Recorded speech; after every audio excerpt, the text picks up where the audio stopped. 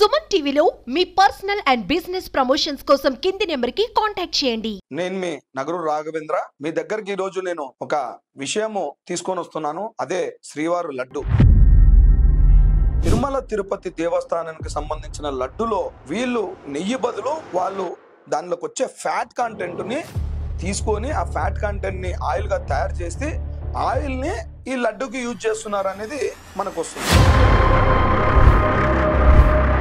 మనం లడ్డు గురించే మాట్లాడుతున్నాం. అంటే ఈ లడ్డు ఒకటేనా యానిమల్ ఆయిల్ కలిపేది, లేదా వడలో కూడా కలుపుతున్నారా? అంటే మనకి లడ్డు వడ రెండు ఇస్తారు. అంటే ఈ లడ్డులోనే ఈ యానిమల్ ఆయిల్ కలిపినప్పుడు వడలో ఎందుకు కలపరు? అందరికి నమస్కారం. నేను మీ నగరు రాఘవేంద్ర. మీ దగ్గరికి ఈరోజు నేను ఒక విషయము తీసుకొని వస్తున్నాను. అదే శ్రీవారు లడ్డు. అంటే ఒక జస్ట్ తిరుమల లడ్డు అని కొడితేనే ఈ వారంలో వందల సంఖ్యలో యూట్యూబ్ లో మనం అప్లోడ్ అయిన ప్రోగ్రాంలు చూస్తుంటాం. ఈ తిరుమల లడ్డు ఎంత ప్రాముఖ్యమైన లడ్డు అంటే, మనం చూసి మన సంస్కృతి ఎలా అంటే, ఫారిన్ పోయినప్పుడు లడ్డు అంటే శ్రీవారి కోసం వచ్చి ఇండియాకు వచ్చి శ్రీవారిని దర్శించుకొని వెళ్ళేటోళ్ళు లక్షల సంఖ్యలో ఉన్నారు ఈరోజు. అలాగే తిరుమల తిరుపతి దేవస్థానం అనేది ఒక పెద్ద పుణ్యక్షేత్రం. ఈ లడ్డు విషయానికి వస్తే గత 300 సంవత్సరాల నుంచి శ్రీవారి లడ్డు అనేది ఎంత ఫేమస్ అంటే అంత ఫేమస్. ఆ రోజుల్లో లడ్డు అనేది ఎలా ఉండే అంటే, పిండి పదార్థాలు, తర్వాత జీడిపప్పు, తర్వాత బాదం పప్పు, ఆవు నెయ్యి, ఇలాంటి పదార్థాలతో లడ్డును తయారు చేసేటోళ్ళు. ఆ లడ్డు తయారు చేసినాక నోట్లో వేసుకుంటే కరిగిపోతుండే లడ్డు అనేది. అంత ప్రాముఖ్యత ఆ లడ్డుకు ఉంది. హిందువులలో ఒక సంస్కృతి ఉంది. ఆ సంస్కృతి ఏంటంటే, మనం తిరుమల పోయినప్పుడు లడ్డు తీసుకొని వస్తాం. అంటే ఒక మన 10 ఇండ్లు కాకుండా ఫ్రెండ్స్ ఫ్యామిలీస్ ఆ లడ్డు తెచ్చి కొద్దిగా అంటే వాళ్ళ ఇండ్లకి షేర్ పంపిస్తే ఆ లడ్డు తీసుకొని మహాప్రసాదంగా భావించి వాళ్ళ లడ్డుని స్వీకరించేటోళ్ళు. అంటే లడ్డుకున్న ప్రాముఖ్యత గురించి చెప్తున్నాను నేను. ఫ్రెండ్స్ కానీ ఫ్యామిలీస్ కానీ ఎప్పుడైనా సరే మనం పెట్టుకునేదే హిందువులలో మనోభావాలలో ఫస్ట్ ప్రిఫరెన్షియల్ గా ఉండేదే తిరుమల తిరుపతి దేవస్థానం. ఒక లడ్డు తీసుకొని రావడం, వాళ్ళు ఖచ్చితంగా అది ఒక సింబల్ గా తీసుకొని వచ్చి మేము పక్కింటి వాళ్ళకి కానీ ఎదురింటి వాళ్ళకి కానీ తెలిసిన వాళ్ళకి కానీ అందరికి పంచుతారు. అది తిరుమల తిరుపతి దేవస్థానమే కాదు, లడ్డుకు కూడా ఉన్న ఆదరణ. రాను రోజుల్లో లడ్డులో చక్కెర శాతం ఎక్కువైపోయి నెయ్యి శాతం తక్కువైపోయి జుడ్డుగా ఉండే లడ్డు గట్టిగా వచ్చేసింది. అది లడ్డు క్వాలిటీ తగ్గించినా గానీ శ్రీవారు లడ్డు అనే పేరుంటే చాలు, అంత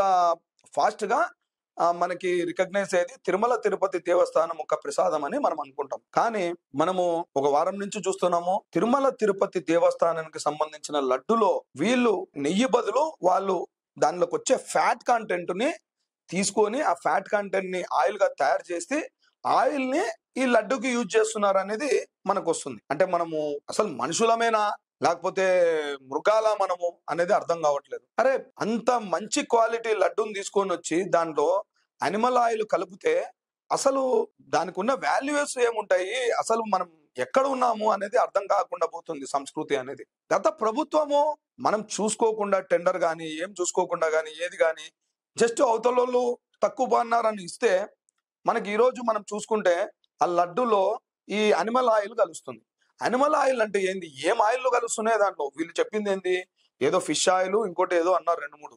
ఆ ఒకటేనా, ఇంకా దానికన్నా దారుణమైన ఆయిల్స్ కూడా కలుస్తున్నాయా అనేది నా భావన. ఒకటి, హిందువులలో మనోభావాల దెబ్బతీసే పరంగా ఈ ఆయిల్స్ ని యూజ్ చేసి ప్రతి ఒక్క హిందువు ఈరోజు నేను ఈ లడ్డు ఇలాంటి లడ్డు తిన్నానా అనే బాధ వర్ణనానితం బయట. అంటే వైశ్యుల ఇళ్లలో కానీ బ్రాహ్మణుల ఇళ్లలో కానీ చేప మందు అంటేనే చేప ఉంటది కాబట్టి మేము చేప మందు కూడా వేసుకోము ఆస్తమాలకి అనే మనుషులు చాలా మంది ఎక్కువ. అలాంటిది పవిత్రమైన లడ్డుని తీసుకొని వచ్చి ఆ అనిమల్ ఆయిల్ కలిపిన దాంట్లో వీళ్ళు లడ్డుని తీసుకొని ఎంతో పవిత్రమైనదని చెప్పి దాన్ని స్వీకరిస్తున్నారు.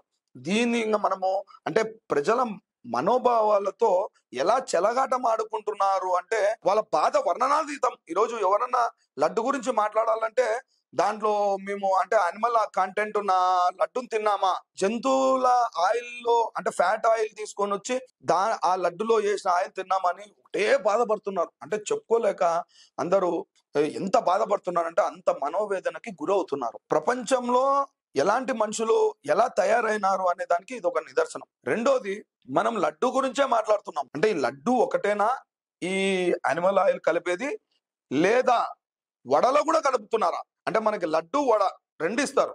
అంటే ఈ లడ్డులోనే ఈ యానిమల్ ఆయిల్ కలిపినప్పుడు వడలో ఎందుకు కలపరు? అక్కడ హోటళ్ళు తిరుమల పైన హోటళ్లలో ఇప్పుడు వాళ్ళ ఆయిల్ అక్కడ సప్లై చేస్తున్నారు. అక్కడ దాన్లలో కూడా ఎందుకు కలపరు అనేది నాకు ఈ రోజు అనుమానం వస్తుంది నిజంగంటే. దీని మీద సమగ్రమైన విచారణ జరిపించి ఖచ్చితంగా దోషులు ఎవరైనా సరే వాళ్ళని వదిలిపెట్టొద్దని నేను తెలియచేసుకుంటున్నాను.